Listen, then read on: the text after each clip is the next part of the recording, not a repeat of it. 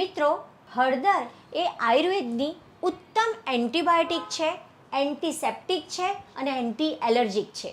એટલે કે જે વ્યક્તિઓને શરદી, ખાંસી, કફના વિકારો, ટોન્સિલાઇટિસ વગેરે વારંવાર થાય છે, એમણે કોઈ પણ રીતે પોતાના રૂટીનમાં હળદરને ઇન્વોલ્વ કરવી જોઈએ.